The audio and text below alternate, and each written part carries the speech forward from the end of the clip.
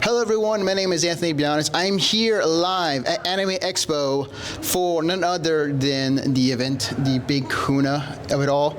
And with me, we have Richardson from Animenomics. How are you doing? Pretty good. Glad to be back at Anime Expo. Thanks for having me, Anthony. One of the things I wanted to ask you was, as an industry observer who understands both Japanese and English-speaking markets, we first want to understand, what do you know about VTubing in both contexts? Yeah, I've been familiar with VTubing for a while. I remember Kizuna Ai debuting when she first started years ago, and I've seen the ebbs and flows over the years. Over the pandemic, I didn't pay as much attention to the VTubing world, and then suddenly after the pandemic, VTubers exploded everywhere. And I remember seeing names like Hoshimachi Suisei and Gargura, and I think seeing all those names pop up. At first, I didn't recognize those names, but eventually as I looked more, they're VTubers, and familiar with what VTubers are, and where they started with Kizuna Ai. Absolutely. Not to mention, recently at Anime Expo, she debuted her first U.S. concert. Yeah. That happened about 2 weeks ago. I happened to be there. It was a lot of fun. But it was cool to see the comeback of where she started, took a long break, and came back to the VTubing scene. It's great. It's been awesome.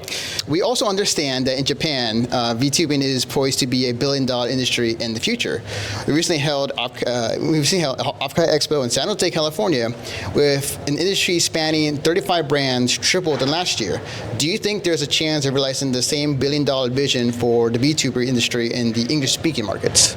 Yeah, I think VTubing is pretty much a global industry now. It's not either Japanese or English speaking. I think there's definitely markets in these different areas. I'm very familiar, for example, with Southeast Asia, where I come from, and VTubing has grown into big markets there, not just in Indonesia, but in neighboring Malaysia, Singapore as well. And so I think there's always a potential for VTubers to gain more audiences and more ground in markets like the United States or even North America.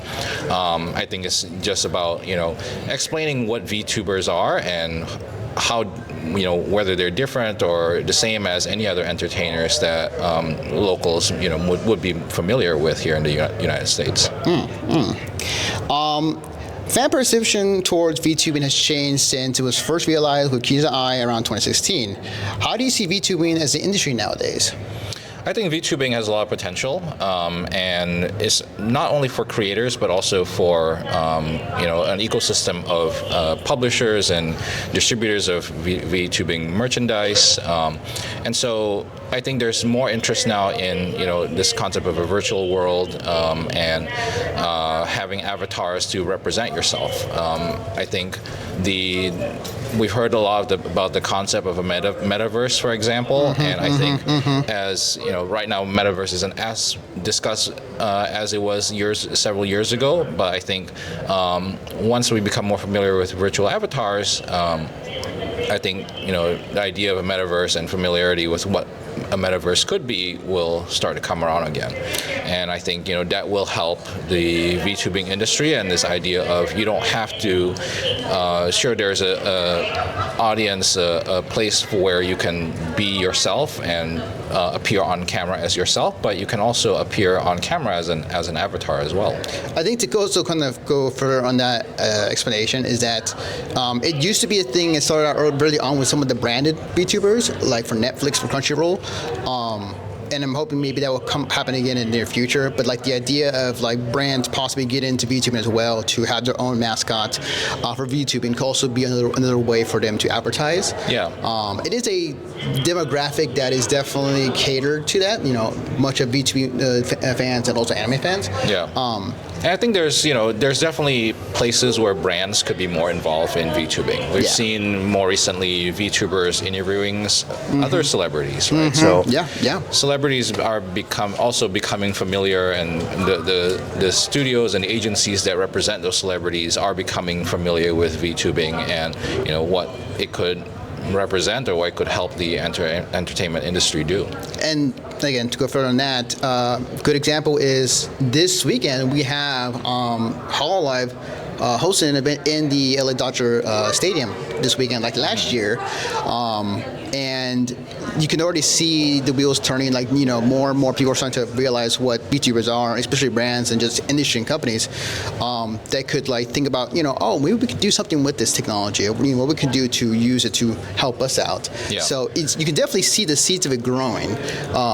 In terms of how it looked like in the 5-10 years, we'll have to wait and see for sure. Yeah, I think also there's definitely a similarity between people supporting VTubers and people supporting their favorite athlete and sport person, right? Yes, and yes. I think yes. that's where the Dodgers have seen that there is that similarity, and I think they want to capitalize on that.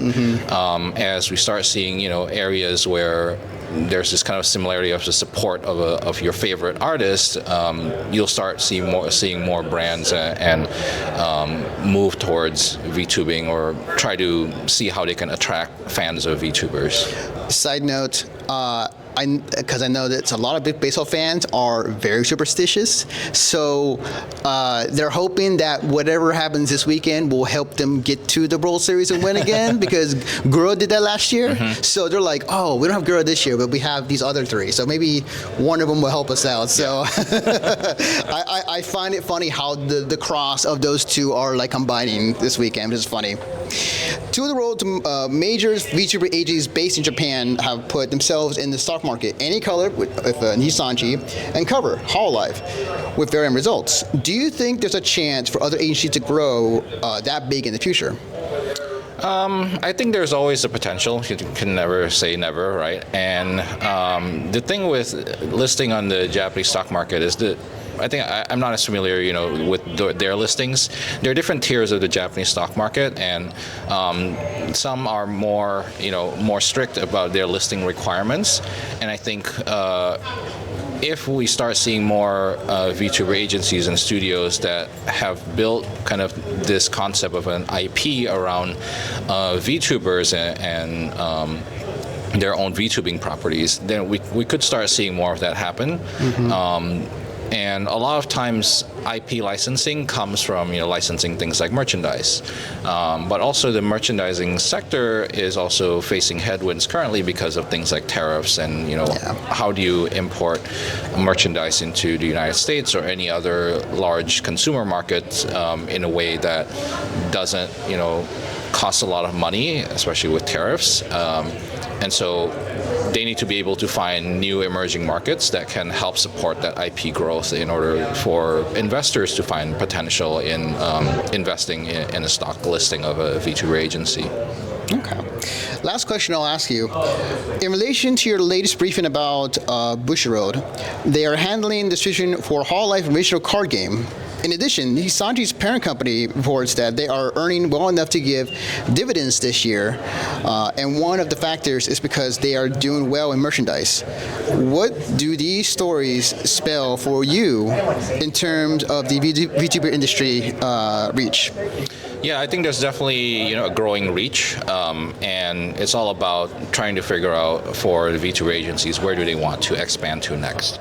The United States is obviously a big market for merchandise. I'm sure there are other markets in Southeast Asia and Europe as well.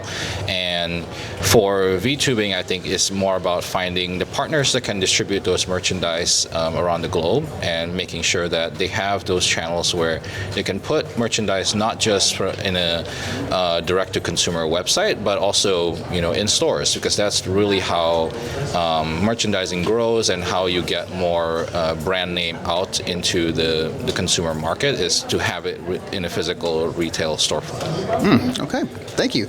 So before we end the interview, where can they find you on the internet? Yeah, so they can find my newsletter, Animenomics, at news.animenomics.com. We also are on Substack, so you can subscribe on Animenomics through Substack.